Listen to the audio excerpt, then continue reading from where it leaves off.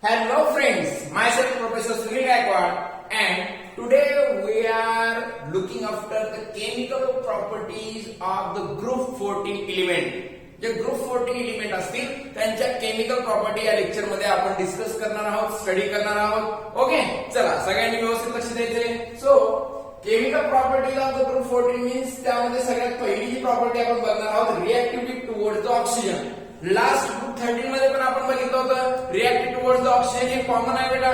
13 मध्ये येईल, 14 मध्ये येईल, 15 मध्ये पण येईल, त्यामुळे हे व्यवस्थित लक्षात ठेवायचं. तो फर्स्ट रिएक्शन आप किसके साथ देखोगे? आप देखोगे ऑक्सीजन के साथ. किसकी रिएक्शन?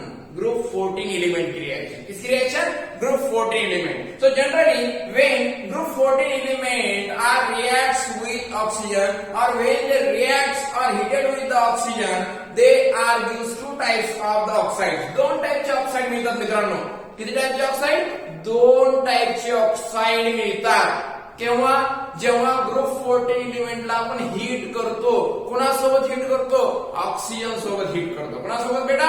ऑक्सिजन सोबत. तेव्हा दोन टाइपचे ऑक्साइड मिळतात. ते कुठले दोन टाइपचे ऑक्साइड तुमच्या समोर आहेत? एक तर तुम्हाला डायऑक्साइड मिळेल, दुसरा मोनॉक्साइड मिळेल. काय मिळेल? Dioxide and monoxide. ओके, आता यामध्ये बघा हे डायऑक्साइड तुम्हाला या ठिकाणी मिळत आहेत. डायऑक्साइड म्हणजे CO2, SiO2, GeO2, SnO2, TiO2. बरोबर आहे. तर का CJT ले carbon dioxide, silicon dioxide, germanium dioxide, tin lead dioxide तुम्हाला या ठिकाणी मिळायला आहे. बरोबर आहे. मग अशा प्रकारे ऑक्साइड. सो फर्स्ट 3 ऑक्साइड जसं की आपल्याला माहितीये. काय माहितीये? माहितीये बेटा नॉन मेटल ऑक्साइड कसे असतात? तर ऍसिडिक असतात. कसे असतात बेटा? ऍसिडिक. लक्ष दे मग इकडं बघ. CO2, SiO2, GeO2 हे ते 3 ऑक्साइड आहेत जे ऍसिडिक आहेत आणि SnO2 आणि PbO2 हे कसे आहेत?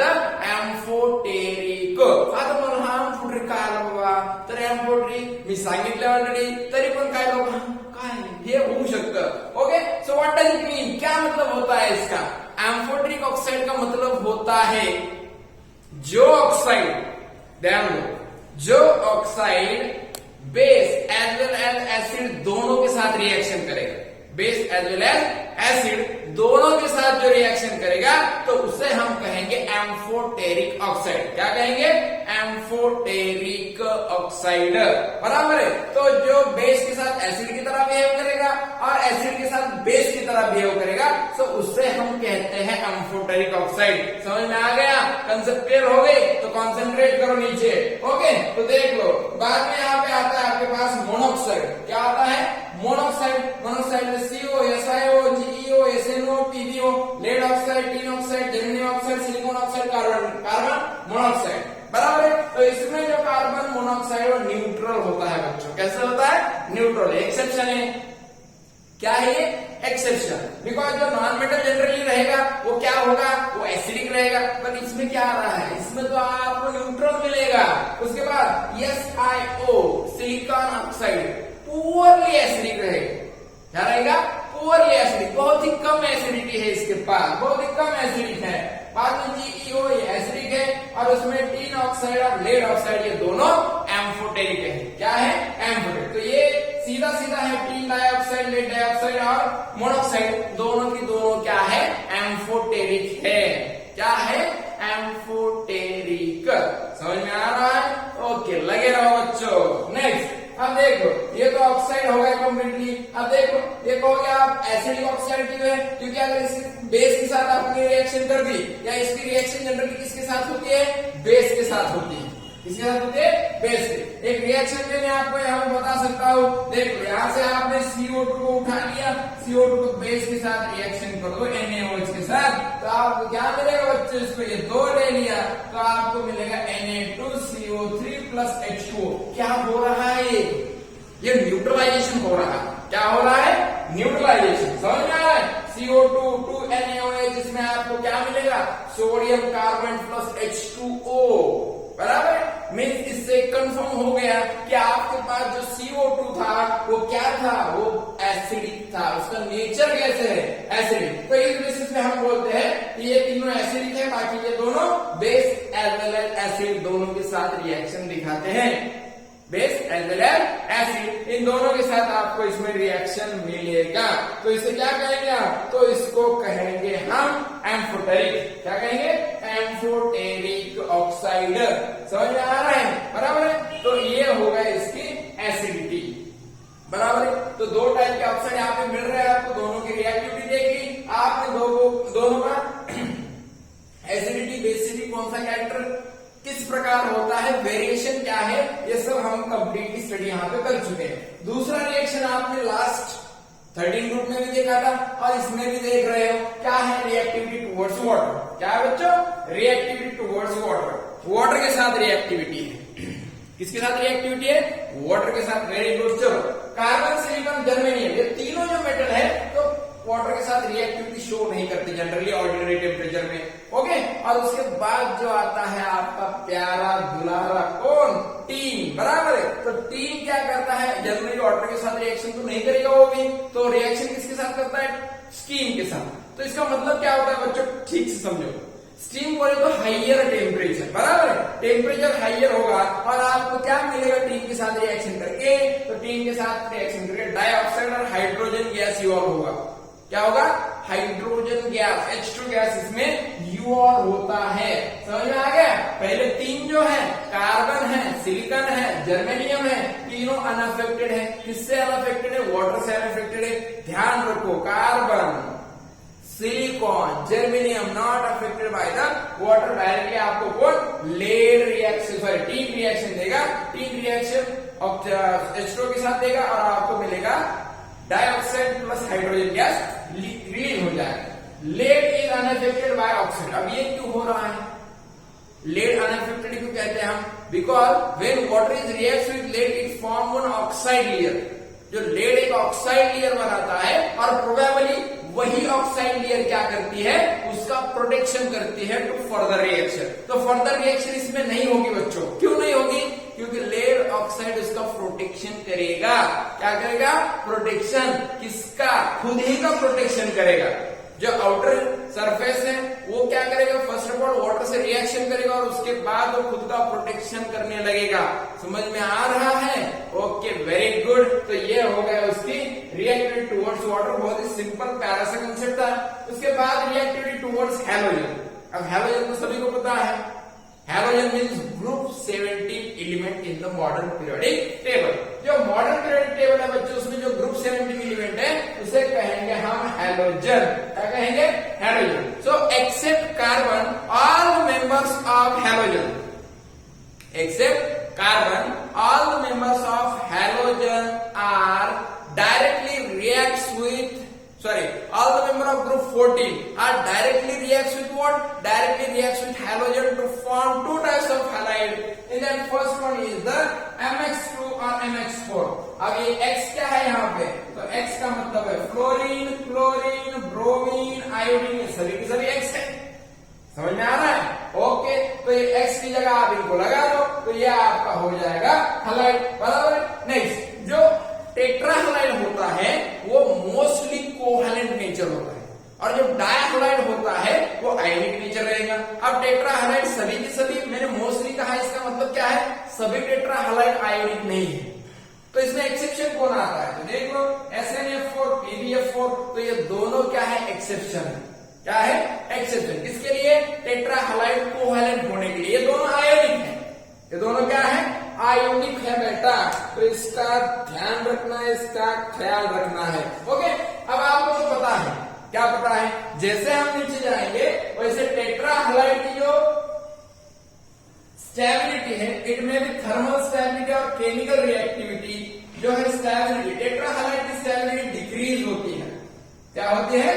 डिक्रीज। और जो डायहैलाइड की स्टेबिलिटी होती है तो वो इंक्रीज होती है। ये सभी को पता है। और दिस इज बिकॉज ऑफ व्हाट? ये ऑक्सीडेशन स्टेट का जो झमेला है सभी को पता है। ऑक्सीडेशन स्टेट +2 की स्टेबिलिटी नीचे बढ़ती है, +4 की स्टेबिलिटी नीचे घटती है। तो ये सभी आपको पता है। तो इसमें देख लो, SnF4, PbF4 ये आयनिक है। क्या ये? आयोनिक है। तो इसमें देख लो, नेक्स्ट पॉइंट क्या है? Germanium X2 end germanium X4। तो इसमें X4 is more stable, more thermally stable, okay, chemically और थर्मली स्टेबल है। इसके अपोजिट आपने अगर लेड हाइलाइट ले लिया PbX2 एंड PbX4, तो इसमें जो लेड है ये मोर स्टेबल है, मोर स्टेबल। क्यों, क्या आपको पता है? जैसे जैसे आप नीचे जाओगे वैसे वैसे उसकी स्टेबिलिटी बढ़ती जाएगी बच्चों, उसकी स्टेबिलिटी क्या होगी? बढ़ती जाएगी। समझ में आ रहा है? तो ये देख लो, नीचे जाओगे फर्स्ट ऑक्सीडेशन स्टेट की स्टेबिलिटी बढ़ेगी, इसका मतलब है लेड डाइऑक्साइड की स्टेबिलिटी ज्यादा है, ये केमिकली और थर्मली मोर स्टेबल है, केमिकली और थर्मली मोर स्टेबल है। समझ में आ रहा है? ओके, अब आगे देख लो, इसमें most of the halide except carbon tetrahalide, जो टेट्राहैलाइड होगा that is undergo hydrolysis, that is undergo hydrolysis, बराबर है। तो इसका एक्सेप्शन कौन है? Except carbon tetrahalide, okay, except carbon tetrahalide, all other tetrahalide are easily undergo hydrolysis. अब ये क्या है, ये कैसे समझेंगे आप? क्यों ऐसा होता है? कार्बन को क्यों हमने अलग कर दिया? तो इसका रीजन भी आपके सामने है बच्चों, देख लो। अब जो हाइड्रोलिसिस होता है ये कैसे होता है? जो वाटर मॉलिक्यूल आके लोन पेयर इलेक्ट्रॉन देगा आपको देगा, मतलब जो सेंट्रल एटम है, कार्बन है, सिलिकॉन है, जर्मेनियम है, लेड है, बराबर है, तो इनको इलेक्ट्रॉन देगा। अब कार्बन तो क्या है, पहले से ही पूरे ऑर्बिटल फुलफिल है, अगर टेट्राहैलाइड फॉर्म करता है तो अगर सभी की सभी उसके जो आपकी वैलेंसीज है, उसके ऑर्बिटल है वो फुलफिल है, तो इलेक्ट्रॉन पेयर लेगा कहां से? कहां पे लेगा? एम्प्टी ऑर्बिटल तो है नहीं उसके पास। तो इस वजह से उसमें क्या होता है, उसमें एक्सेप्ट कार्बन टेट्राहैलाइड और other halide easily undergo hydrolysis, तो उनका हाइड्रोलिसिस होता है, और हाइड्रोलिसिस हम समझेंगे सिलिकॉन क्लोराइड के साथ, बराबर है। आप ले सकते हो एग्जांपल SiCl4 का एग्जांपल। अब देख लो, सिलिकॉन क्या है, ये Cl, आप ज्योमेट्री बनाएंगे तो आप समझ लेंगे ये टेट्राहाइड्रल है। और एक बार जो MX4 रहेगा, टेट्राहाइड्राइड रहेंगे, ये सभी के सभी क्या है, sp3 हाइब्रिडाइज है, समझ रहे हो? अगर इसकी रिएक्शन आप H2O के साथ करते हो तो ये क्या करेगा, एक लोन पेयर यहाँ पे देगा, जो कार्बन के पास जगह नहीं है लोन पेयर लेने के लिए, इसलिए कार्बन ये रिएक्शन शो नहीं करता है, समझ लेना। ओके, तो आपको क्या मिलेगा यहाँ पे Si, उसके बाद Cl, यहाँ पे क्या होगा OH Cl, समझ रहे हो, और H2O बाहर हो जाएगा। उसके बाद 3H2O की रिएक्शन इसके साथ कर दो तो आपको क्या मिलेगा, SiOH4 टाइम, क्या मिलेगा, SiOH4 टाइम। तो ये हो गया सिलिकॉन का हाइड्रोलिसिस।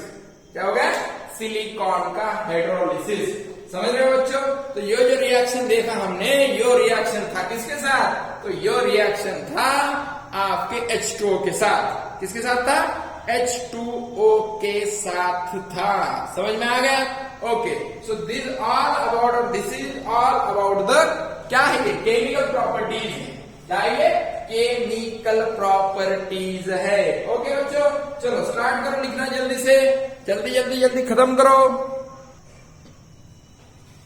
चलो, तो नेक्स्ट पॉइंट इसमें देखेंगे अभी क्या है। नेक्स्ट पॉइंट है आपका इंपॉर्टेंट ट्रेड्स है एनोमलस बिहेवियर ऑफ कार्बन, बराबर। इंपॉर्टेंट ट्रेड्स और एनोमलस बिहेवियर का मतलब क्या होता है, इंपॉर्टेंट ट्रेड्स, तो कौन से ट्रेड इसमें है, बराबर, वो देखेंगे। और इसके बाद एनामोलस बिहेवियर समझते हो, सबसे अलग, सबसे डिफरेंट।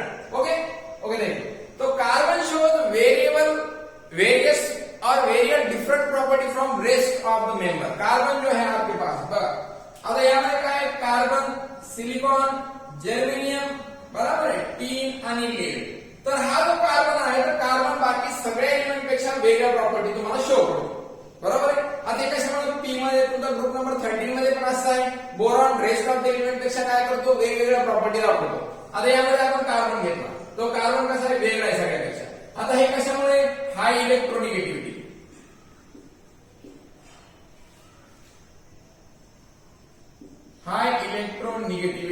नंतर small size, next high ionization enthalpy and unavailability of d orbital. Okay, so all these are the reason for that. कशामुळे असतं बघा, सगळ्यात पहिले हाय इलेक्ट्रोनिगेटिव्हिटी आहे कार्बनची, बाकी सगळ्यापेक्षा जास्त इलेक्ट्रोनिगेटिव्हिटी आहे. तुम्हाला माहिती आहे कार्बनची इलेक्ट्रोनिगेटिव्हिटी किती आहे 2.5 आणि बाकी सगळ्यांची किती आहे मग 1.8, म्हणजे एवढा डिफरन्स आहे. दुसरं म्हणजे स्मॉल साईज, स्लाइड मधला पण डिफरन्स मी तुम्हाला सांगितलं होता. कार्बन पासून त्या ठिकाणी सिलिकॉन पर्यंत कन्सिडरेबल इन्क्रीज आहे, तिथून पुढे जास्त इन्क्रीज होत नाही. नंतर हाय आयोनायझेशन एनर्जी, कार्बन जर इलेक्ट्रॉन काढत असेल तुम्हाला तर जास्त आयोनायझेशन एंथॅल्पी आहे. तुम्हाला व्हॅल्यू मी दिल्या होत्या त्या बघा, दोघांमधला फरक खूप जास्त आहे. आणि नंतर unavailability of the d orbital, आणि कार्बनकडे डी ऑर्बिटल नाहीये. So all these are the reasons, because of this carbon shows anomalous behaviour. Anomalous बोले तो सबसे डिफरेंट जो बिहेवियर होगा वो कार्बन का होगा. समझ रहे हो? Okay, so like this all this 4 reason behind that. ये बोरॉन के बारे में वैसा ही बरोबर आहे. अशा प्रकारे हे लक्षात ठेवायचं. आता काय होतं, because of unavailability of the d orbital carbon can form only 4 bond और इट्स कोव्हॅलेन्सी इज ओनली 4. कार्बनचे 4च बॉन्ड फॉर्म होऊ शकतात, त्यापुढे तो जाऊ शकत नाही. बरोबर आहे. आणि बाकी सगळे धडक सगळे 6 ला जातात, 5 ला जातात. बरोबर आहे. बाकी सगळे सगळीकडे फिरून येतात, पण बिचाऱ्या कार्बनला एकटं राहावं लागतं. बिचारा कार्बनला काय करावं लागतं, एकटं राहावं लागतं. बरोबर आहे. मग हे एक इफेक्ट आहे की डी ऑर्बिटल जो त्याचा नाहीये त्यामुळे त्याला 4च व्हॅलन्सी पर्यंत. आणि जे तुम्हाला मी आता सांगितलं होतं हायड्रोलिसिस, तर हायड्रोलिसिस मध्ये पण कार्बन पार्टिसिपेट करत नाही. त्याच रिझनमुळे unavailability of the empty D orbital. D नाही, एम्प्टी नाही, फुलं बी नाही, डी नाहीच त्यामध्ये. ओके, तर अशा प्रकारे या ठिकाणी हे एक रिझन त्यामध्ये आहे. ओके, आता next, carbon can form P पाय मल्टिपल बॉन्ड. कार्बन काय करू शकतो, पी पाय मल्टिपल बॉन्ड फॉर्म करू शकतो, स्वतः सोबत आणि दुसऱ्यांसोबत सुद्धा. Okay, carbon can form P पाय मल्टिपल बॉन्ड. दुसरे करू शकत नाही. कार्बन कॅन फॉर्म पी पाय multiple bond. Okay, multiple bond हा तुमचा कार्बन त्या ठिकाणी तयार करू शकतो स्वतः सोबत आणि दुसऱ्यासोबत. जसं की तुम्हाला माहिती आहे कार्बन ट्रिपल बॉन्ड कार्बन आहे, कार्बन डबल बॉन्ड कार्बन पण आहे, next carbon double bond oxygen पण आहे, कार्बन डबल बॉन्ड नायट्रोजन पण आहे. ओके, तर अशा प्रकारे पी पाय मल्टिपल बॉन्ड तो तयार करू शकतो. Okay, so this is the property of carbon which rest of the element does not have. Okay, तर हे झालं तुमचं first, carbon can form p by multiple bond and this is the reason why carbon have a lot of molecule of compound. Why carbon form lot of compounds. कशामुळे carbon एवढ्या मोठ्या प्रमाणात compound form करतो, त्यामधलं एक reason आहे हे multiple bond form करतो p by बॉन्डिंगनी, जे दुसरे करू शकत नाही. या पुढची जी काय प्रॉपर्टी आहे कॅटिनेशन प्रॉपर्टी. काय catenation property. So what is mean by catenation property. So this is the ability of forming strong bond with itself. बरोबर आहे. स्वतः सोबत स्ट्रॉंग बॉन्ड फॉर्म करण्याची एबिलिटी आहे. ही काय आहे एबिलिटी, त्याला म्हणायचं कॅटिनेशन प्रॉपर्टी. त्याला काय म्हणायचं कॅटिनेशन प्रॉपर्टी. आता ही जी काय एबिलिटी आहे नेमकं आपण ही समजून घेऊ शकतो. कशी समजून घेऊ शकतो, कारण कार्बनची जे बॉन्ड एन्थॅल्पी बॉन्ड एनर्जी जी आहे तर ती किती आहे 348 किलो जूल पर मोल. आणि त्या ठिकाणी सिलिकॉनची किती आहे 297. Carbon 348, silicon 297. हा फरक बघा. आणि खाली जी काही एनर्जी आहे बॉन्ड एनर्जी ती कमी होतात. काय होतं ते कमी होतात. जसं की 260, 240. बरोबर आहे. तर अशा प्रकारे ही एनर्जी आहे. आता तुम्ही बघू शकता कॅटिनेशन प्रॉपर्टी म्हणजे काय सांगितलं तुम्हाला मी, the ability of forming strong bond with itself. स्वतः सोबत स्ट्रॉंग बॉन्ड फॉर्म करण्याची कॅपॅसिटी, त्याला म्हणायचं काय म्हणायचं बेटा कॅटिनेशन म्हणायचं. काय म्हणायचं कॅटिनेशन. मग आता कार्बन हा एक प्रत्येक नाव सुद्धा कॅटिनेशन करण्याचा नाही बे, कार्बन सोबत दुसरे पण आहे फॉस्फरस. बरोबर आहे. P4 युनिट, पण तो P4 पर्यंत चालतो, पुढे त्याचा लेटिमिटी होतो ना, त्यामुळे हे कार्बन जे आहे तर त्याचं रिजन पण त्या ठिकाणी व्हॅलिड रिजन आहे आपल्याकडे. त्याची जी बॉन्ड एन्थॅल्पी किंवा बॉन्ड एनर्जी आहे तर ती 348 किलो जूल पर मोल आहे. किलो जूल पर मोल. अशा प्रकारे बॉन्ड त्या ठिकाणी याची कॅल्क्युलेशन प्रॉपर्टी काय स्ट्रॉंग आहे. तुम्ही मग खाली बॉन्ड एनर्जी कशामुळे कमी होते त्याचं पण रिझन आहे आणि जिथं रिझन नाही त्याला एक्सेप्शन म्हणायचं. काय म्हणायचं एक्सेप्शन, ठोकून द्यायचं, टेन्शन घ्यायचं नाही. ओके, आता रिझन काय, जसं जसं त्या ठिकाणी ऍटमची साईज वाढते तसं तसं बॉन्ड लेंथ वाढते आणि जर लेंथ वाढली, दोन बॉन्ड मधलं दोन ऍटम मधलं जर डिस्टन्स वाढलं, एक इथे असं डिस्टन्स असेल तर हा ब्रेक लवकर होतो. पण जर असे चिटकून असतील तर ब्रेक होणार नाही, अगदी चिटकून असतील तर आणखी ब्रेक होणार नाही आणि जर ब्रेक करायचंच असेल तर जास्त एनर्जी त्याला द्यावी लागते. तर अशा प्रकारे ही कॅल्क्युलेशन प्रॉपर्टी आहे. नंतर मल्टिपल बॉन्ड फॉर्मेशन आहे. Because of this property carbon have the multiple compound. तुम्हाला ऐकून आश्चर्य होईल मित्रांनो, त्या ठिकाणी कार्बन एकट्याचे एवढे कंपाऊंड आहेत जेवढे 117चे नाही आहेत बाकी. बरोबर आहे. टोटल एलिमेंट पिरियड टेबल मध्ये 180, त्यामध्ये एक एलिमेंट कार्बन सोडला तर बाकी 117 मिळून जेवढे कंपाऊंड तयार करू शकत नाही तेवढा एकटा पठ्ठ्या कार्बन त्या ठिकाणी कंपाऊंड तयार करतो. समजलं. तर हे रिझन आहे त्या मागचे, multiple bond forming, calculation property, tetra valency. बरोबर आहे. हे सगळं त्यामध्ये आहे. समजलं सगळ्यांना. ओके, पुढे आपल्याला त्या ठिकाणी बघायचं मित्रांनो, काय बघायचं आहे, ॲलोट्रॉप्स ऑफ कार्बन. आयसोटोप्स बघितले, दोन प्रकारचे आयसोटोप्स असतात, एक स्टेबल, अनस्टेबल. स्टेबल मध्ये कार्बन 12 असेल, कार्बन 30 असेल. अनस्टेबल मध्ये काय आहे, अनस्टेबल मध्ये कार्बन 14 आहे. आता ॲलोट्रॉप्स बघायचे. So what is mean by allotropes, काय आहे ॲलोट्रॉप्स म्हणजे, आयसोटोप्स आणला, ॲलोट्रॉप्स आलता, हे स्टेबल तो अनस्टेबल काऊन बघून राहिले सर, असं जर असेल तर नीट लक्ष द्या. ॲलोट्रॉप आणि आयसोटोप्स मध्ये जनरली विद्यार्थी गफलत करतात, गोंधळ करतात. बरोबर आहे. तुम्हाला ॲलोट्रॉप्स 9-10 स्टँडर्ड मध्ये सुद्धा होते. बरोबर आहे. पण ते होते तेव्हा आपले डोके जागेवर नव्हते. बरोबर आहे. त्यामुळे परत या ठिकाणी आपल्याला शिकायचं आहे ॲलोट्रॉप्स. काय बघायचंय, allotropes of carbon. So here also carbon have 2 types of allotropes. दोन प्रकारचे ॲलोट्रॉप्स आहेत मित्रांनो, नीट लक्ष दे. सगळ्यात पहिले काय आहे, क्रिस्टलाइन.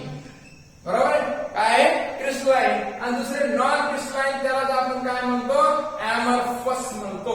काय म्हणतो, ॲमॉर्फस. चला नीट लक्ष दे सगळ्यांनी. पुढं व्हाईट बोर्ड कडे बघायचं, इकडं तिकडं गोंधळ घालायचा नाही. ओके, ॲलोट्रॉप्स ऑफ कार्बन क्रिस्टलाइन आणि क्रिस्टलाइन दुसरा काय आहे, ॲमॉर्फस आहे. बर, तुमचं क्रिस्टलाइन घेतला, क्रिस्टलाइन मध्ये 3 आहेत. सगळ्यात पहिले डायमंड, नंतर दुसरा ग्राफाइट आणि सगळ्यात शेवटी ज्याची डिस्कव्हरी झाली, जो खूप लपून बसला होता, याला म्हणायचं फुलेरी. काय म्हणायचं, फुलेरी. आता बघा यामध्ये तुमचा कोण आहे सगळ्यात पहिला, तर यामध्ये आहे कोल. कोलचे परत 4 टाईप आहेत मित्रांनो. आता हे 4 टाईप कुठले कुठले आहेत, त्या ठिकाणी पीट, या ठिकाणी लिग्नाइट, नंतर बिटुमिनस, काय बिटुमिनस आणि अँथ्रासाइट. आणि काय अँथ्रासाइट. परत एकदा सांगतो, पीट, लिग्नाइट, बिटुमिनस, अँथ्रासाइट. पीट, लिग्नाइट, बिटुमिनस, अँथ्रासाइट. मग पीट मध्ये काय, नियर अबाउट 60% कार्बन असतो, इथं 70% असतो. अँथ्रासाइट मध्ये 80% असतो आणि बिटुमिनस मध्ये 80% कार्बन असतो आणि अँथ्रासाइट मध्ये काय 95%. बरोबर आहे. मग तुम्हाला पीट मध्ये 60% च्या आसपास कार्बन येतं, बाकी काय असतं, बाकी पाणी वगैरे इम्प्युरिटी सगळ्या. बरोबर आहे. मग त्यामध्ये फ्युल व्हॅल्यू आहे, फ्युल व्हॅल्यू. तर सगळ्यात पहिले काय आहे, सगळ्यात पहिले तुमचा अँथ्रासाइट आहे, नंतर बिटुमिनस आहे, नंतर लिग्नाइट आणि नंतर पीट. कारण ज्याच्यामध्ये जास्त कार्बन आहे त्याच्यामधून फ्युल व्हॅल्यू म्हणजे एनर्जी जास्त मिळते. काय जास्त मिळते, एनर्जी. लक्षात ठेव. ओके, मग यामध्ये ABLP. Okay, ABLP. तर अशा प्रकारे तुम्हाला फ्युल व्हॅल्यू लक्षात घ्यावं लागेल. अँथ्रासाइट मध्ये सगळ्यात जास्त कार्बन आहे, त्यामुळे त्यातून सगळ्यात जास्त एनर्जी मिळते, त्याची फ्युल व्हॅल्यू सगळ्यात जास्त आहे. तर हे झालं कोल. बरोबर. हे काय झालं, कोल. दुसरं आहे चारकोल. बरोबर. चारकोल मध्ये परत 2 type, plant charcoal, animal charcoal. बरोबर आहे. प्लांट चारकोल आणि अॅनिमल. जे घरात कोळसा पडतो का लाकडं जाळून आपल्या घराकडे, तर त्यामध्ये त्याला म्हणायचं चारकोल. कोल म्हणजे दगडी कोळसा. कोल म्हणजे काय, दगडी कोळसा. समजून घ्यायचं. चारकोल म्हणजे काय, घरचा आपला घरगुती कोळसा. अॅनिमल कोल 4 आणि प्लांट म्हणजे आपण जे लाकड जाळल्यानंतर कोळसा पडेल त्याला म्हणायचं चारकोल. आणि अॅनिमल मध्ये कशापासून तयार होतो? त्यांचे हॉर्न्स. आता अॅनिमलला कुठं हॉर्न लावायचा? हॉर्न्स म्हणजे सगळ्यांना माहिती आहे शिंग, बरोबर, आणि त्यांचे बोन्स यापासून त्या ठिकाणी चारकोल मिळतो. आणि लास्ट आहे कोक. कोका कोला नाही, कोक, बरोबर. तर हे तुमचे 3 आहेत. कशामध्ये 3 आहेत? तर हे अमॉर्फस मध्ये 3 आहेत, त्या ठिकाणी क्रिस्टलाइन मध्ये 3 आहेत. व्यवस्थित लिहून घ्या, स्क्रीनशॉट मारून घ्या. ढिगापड नका. पीट, लिग्नाइट, बिटुमिनस, अँथ्रासाइट. पीट, लिग्नाइट, बिटुमिनस, अँथ्रासाइट. हे जे बिटुमिनस आहे का, बिटुमिनस, तर बिटुमिनस हा कुठं वापरला जातो? रोडच्या कन्स्ट्रक्शन मध्ये, बरोबर. कशामध्ये? रोड कन्स्ट्रक्शन मध्ये. तुम्ही प्लास्टिक मॅन ऐकलं असेल आपल्या इकडं साऊथला. आता एक्झॅक्ट मला सिटी किंवा त्या ठिकाणी स्टेट माहित नाही. तर प्लास्टिक मॅन त्यांनी काय केलंय? त्या ठिकाणी 10 टन बिटुमिनस लागतं एक जवळपास तुमचा 1 किलोमीटर रोड बनवण्यासाठी, बरोबर आहे. मग हे बिटुमिनस 10 टन टाकण्याच्या जागेवर त्यांनी काय केलं? 9 टन बिटुमिनस घेतलं आणि 1 टन प्लास्टिक त्याला गरम करून टाकलं. ओके. मग त्यामुळे काय मोठ्या प्रमाणात, म्हणजे काय, समजा एखादा खेडा असेल, त्यांनी आतापर्यंत जमा केलेलं प्लास्टिक जरी जमा केलं तुम्ही तरी पण 1 टन भरणार नाही खेड्यात. म्हणजे एक खेड्याचं प्लास्टिक दणक्यात गायब, 1 किलोमीटरच्या रोडलाच गायब झालं, बरोबर आहे. तर अशा प्रकारे तुम्ही प्लास्टिक फ्री होऊ शकता. ओके.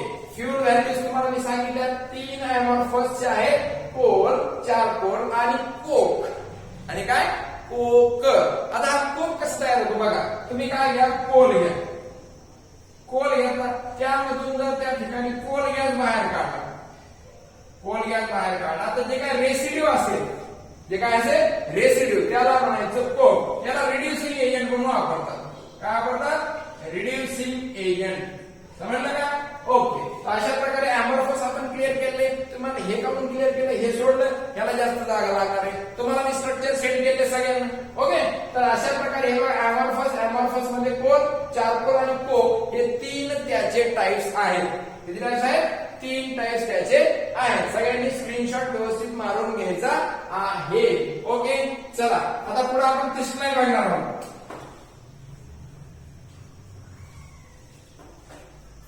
एमॉर्फस कंप्लीट कर दे यहाँ पे. तो क्रिस्टलाइन में पहला क्या देखेंगे? डायमंड देखेंगे बच्चों. ओके, डायमंड देखेंगे. चलो, तो डायमंड में क्या होता है? डायमंड में each carbon atom is attached to 4 other carbon atom. प्रत्येक कार्बन एटम हा काय करतो? दुसऱ्या 4 कार्बन एटमला काय असतो? अटॅच असतो, बरोबर आहे. हे लक्षात ठेवायचं सगळ्यांनी. ओके. चला व्यवस्थित लक्षात ठेवा. And this bond length is 154 picometre. हे जे बॉन्ड लेंथ असतं, अशा प्रकारे 3 dimensional tetragonal structure, crystalline structure त्या ठिकाणी कोण तयार करतं? डायमंड तयार करतो. कोण तयार करतो? Diamond. Okay, get it. Next, आता डायमंड काय? याचं हायब्रिडायझेशन जे असतं, हे हायब्रिडायझेशन काय? sp3. हे स्ट्रक्चर टेट्रागोनल क्रिस्टलाइन स्ट्रक्चर आहे, हे तुम्हाला ऑलरेडी सांगितलं. हायब्रिडायझेशन काय आहे? त्या ठिकाणी sp3 आहे. आणि it is a natural hardest material, बरोबर आहे. हे काय? नॅचरल हार्डेस्ट मटेरियल आहे. म्हणजे naturally gold, silver, ferrous, zinc, cobalt, nickel काय काय काय भेटत नाही. खडक असेल, दगड असेल, सगळं जे नॅचरली भेटतं ते सगळ्यामध्ये हार्ड कोण आहे? तर तुमचं त्या ठिकाणी कोण आहे? तर तो आहे डायमंड. आपल्याला वाटतं किती नाजूक आहे, किती छान दिसतो, तर हे सगळ्यात हार्ड आहे. सगळ्यात काय? Hard. Therefore we are using that diamond for the rock drilling. धडधड मशीन असते बेटा. नंतर काय? त्या मशीनच्या टिपला, टोकाला पुढे इथं ते धडधड करतात, त्याला डायमंड बसवलेला असतो. काय बसवलेला असतो? डायमंड, बरोबर आहे. नंतर ग्लास कटिंग मध्ये डायमंडचा वापर केला जातो. ग्लास कटिंग, हिरकणी म्हणून एक इन्स्ट्रुमेंट असतं. पिक्चर मध्ये तुम्ही बघितलं असेल हॉलिवूडच्या वगैरे, ग्लास कट करतो असं फिरून, तर त्यामध्ये पण काय असतो? डायमंड असतो, बरोबर आहे. नंतर आय सर्जरी. काय?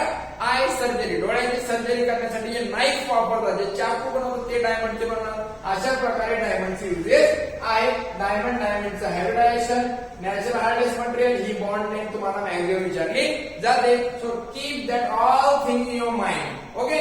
Next point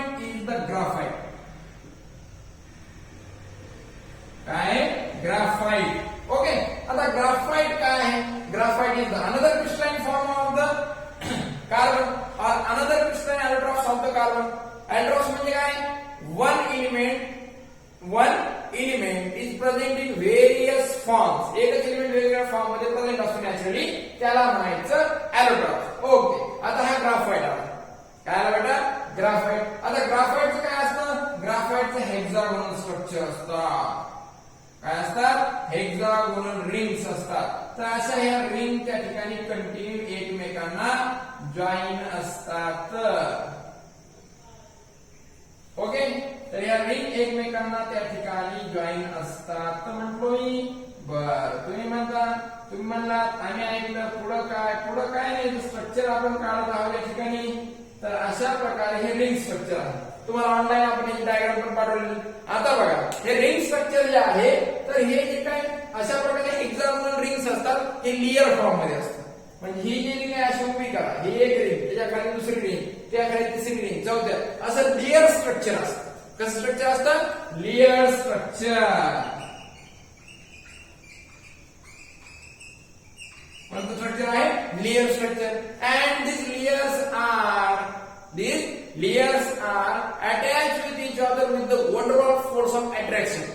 wonderful force of attraction. बरोबर आहे? मग यांच्या या लेयर मध्ये प्रत्येक ही हेक्सागोनल लेयर अशी उचलायची, उभी करा, त्याच्या खाली एक, दुसरी, तिसरी, चौथी. तुमच्याकडे बुक आहे का? Book, notebook. तर नोटबुक मध्ये प्रत्येक पेज आहे, खाली एक पेज. तर ते एक पेज म्हणजे ग्राफाइटची एक लेयर आहे, त्याच्या खाली दुसरी, तिसरी, चौथी. अशा प्रकारे या ठिकाणी ग्राफाइट स्ट्रक्चर असेल, लेयर स्ट्रक्चर आहे. हायब्रिडायझेशन काय मित्रांनो? sp2. हायब्रिडायझेशन काय तिथं? sp2 हायब्रिडायझेशन आहे. सगळ्यांनी व्यवस्थित लक्षात ठेवायचं आहे. ओके, मग याची जी बॉन्ड लेंथ असते, तर बॉन्ड लेंथ असते 141.5 पिकोमीटर. कमी झाली कशामुळे? हायब्रिडायझेशन. काय? Hybridization 141.5 picometre. आणि हे दोन लेयर मधलं परत दुसरी एक लेयर सपोज इथं आहे, बरोबर आहे? दुसरी लेयर त्याच्या खाली आहे असे ऍझ्युम करा. आणि ऍझ्युम केल्यानंतर तुम्हाला असं कळेल की त्यामध्ये हे जे दोन लेयर मध्ये जे काय डिस्टन्स असेल, तर हे असतं 340 पिकोमीटर. काय असतं? 340 पिकोमीटर. तर अशा प्रकारे हे ग्राफाइट आहे. काय? ग्राफाइट. आता ग्राफाइटचे युजेस आपल्याला त्या ठिकाणी बघावं लागतील. हे व्यवस्थित तुम्ही लक्षात घ्यायचे. हे डायरेक्ट सांगतो मी तुम्हाला. So graphite is used for writing on the page. Okay, because it is used in lead pencil. जे पेन्सिल असतात त्याची जी लीड आहे त्यामध्ये ग्राफाइट असतो. ओके, नेक्स्ट या लेयर स्ट्रक्चर मध्ये काय एकदम सॉफ्ट असतं. And therefore it is used as a dry lubricants. जसं कॅस्ट्रॉल वगैरे आहे ना तुमच्याकडे, कॅस्ट्रॉल, इंजिन ऑइल 40 वगैरे वगैरे. तर ड्राय लुब्रिकंट्स म्हणून त्या ठिकाणी ग्राफाइटचा वापर करतात. त्याचा वापर करतात ग्राफाइट. नेक्स्ट तुम्ही इलेक्ट्रोड बघितले असतील ग्राफाइटचे. ग्राफाइटचे इलेक्ट्रोड म्हणून पण आपण वापर करतो. तर असे वेगवेगळे उपयोग त्या ठिकाणी कोणाचे आहेत? ग्राफाइटचे आहेत. कोणाचे आहेत? ग्राफाइट. ओके, समजले सगळ्यांना? ओके, चला. तर अशा प्रकारे हा तुमचा झाला कंप्लीट ग्राफाइट. एक तिसरा अलोट्रॉप या ठिकाणी राहिला आहे, तो म्हणजे काय बघूयात आता.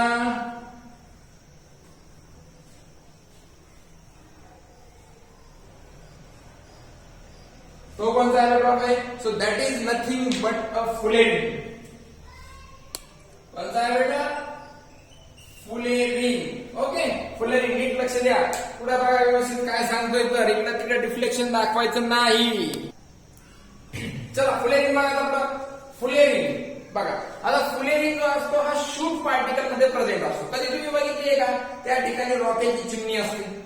चिमणी म्हणजे उडणारी चिमणी. रॉकेट चिमणी होती जुन्या काळी, असाही रॉकेट चिमणी आता सहसा सापडत नाही. तर जे शूट असते, जी काजळी असते, काळा धूर निघतो, असं इनकम्प्लीट कंबशन झाल्यानंतर त्या शूट मध्ये त्या ठिकाणी काय असतो? फुलेरिन असतो. It is present in very trace amount. खूप कमी असतो. त्यामुळेच त्या ठिकाणी फुलेरिनची जी डिस्कवरी झाली होती ती फार लेट झाली होती, डायमंड आणि ग्राफाइटच्या नंतर. ओके, हे रिझन आहे त्यामागचं. बघा, आता तुम्ही ग्राफाइटला इलेक्ट्रिक आर्क मध्ये हीट केलं. इलेक्ट्रिक आर्क म्हणजे काय? भट्टी त्या ठिकाणी, बरोबर? इलेक्ट्रिक करंट त्यामध्ये पास केला. इलेक्ट्रिक आर्क मध्ये जर तुम्ही ग्राफाइटला हिट केलं in presence of inert gases, in presence of inert gases, बरोबर? ग्राफाइट घेतला, GRAPHITE, ग्राफाइट. ग्राफाइटला हिट केलं तर ग्राफाइट पासून तुम्हाला काय मिळतं? इथं फुलेरिन मिळतं. काय मिळतं? फुलेरिन. इलेक्ट्रिक आर्क मध्ये आणि हेलियम आणि निऑन इनर्ट गॅसेस त्यामध्ये पाहिजे. त्यामध्ये जर हिट केलं तर तुम्हाला फुलेरिन मिळतं. तर सगळ्यात पहिलं त्या ठिकाणी फुलेरिनचा जो शोध लागलेला आहे तर तो आहे C60. त्याचं एक्झाम्पल काय आहे C60. आणि हा एकच नाहीये, या फुलेरिन मध्ये C30 पासून C900 पर्यंत एलिमेंट असतात. बरोबर आहे. सरप्राईज होईल तुम्हाला, एवढ्या मोठ्या प्रमाणात फुलेरिनचे वेगवेगळे टाइप्स आपल्याला बघायला मिळतील. C16 सगळ्यात पहिला आहे. याला आपण बकमिन्स्टर फुलेरिन सुद्धा म्हणतो. काय म्हणतो?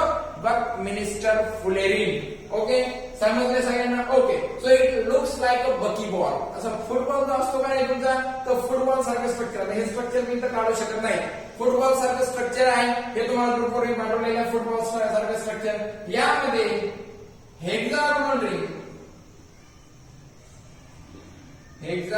रिंग आणि पुढे काय असतं त्या ठिकाणी पेंटागोनल रिंग असतात. Pentagonal ring. ओके, सर नीट लक्ष द्या. हे हेक्सागोनल रिंग पण आपल्याला अटॅच असतात. हेक्सागोनलला सुद्धा असतात, हेक्साला सुद्धा असतात आणि पेंटाला सुद्धा असतात. नीट लक्ष द्या काय म्हणतोय मी. हेक्सागोनल रिंग आणि ह्याचे नंबर पण तुम्हाला सांगतो सगळ्यात आधी.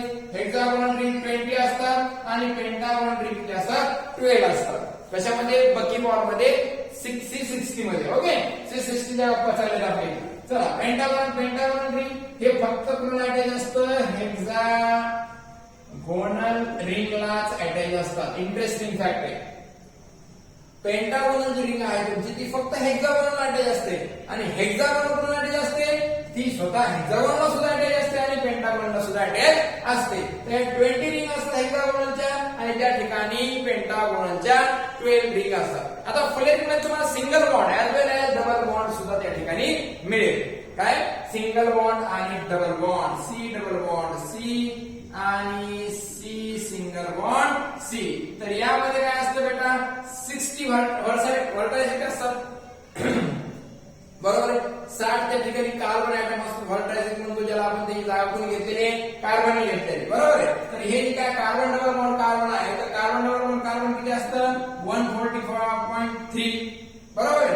आणि sorry, carbon double bond carbon 138.5 143.3 picometre. तर एवढी ही त्यांची काय असते?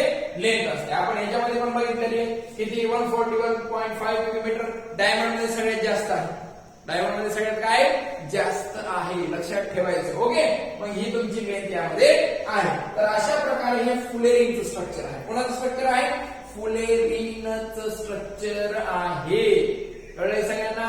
फुलेरिन झाला, डायमंड झाला, ग्राफाइट झाला. जर तुम्हाला कधी विचारलं या तिघांमध्ये सगळ्यात थर्मली स्टेबल कोण आहे तर मित्रांनो तो ग्राफाइट आहे. Graphite is the most stable out of these 3 crystalline allotropes. जर डायमंड घेतला, नंतर ग्राफाइट घेतला आणि फुलेरिन घेतला तर या तिघांमध्ये सगळ्यात जास्त जो स्टेबल असतो तर तो स्टेबल कोण असतो थर्मली? तर तो असतो ग्राफाइट. काय असतो? ग्राफाइट. तर अशा प्रकारे आपण या ठिकाणी काय केले? कंप्लीट केलेलं आहे. काय कंप्लीट केलेलं आहे? Allotropes of the carbon. Allotropes of the carbon. Okay, so today we are going to stop here. आणि एकदा सांगतो, थर्मली स्टेबल सगळ्यात जास्त तिघांमध्ये कोण असतो? ग्राफाइट असतो. ओके, आज आपण इथंच थांबणार आहोत. Remaining part we will see in the next lecture. Okay, tata bye.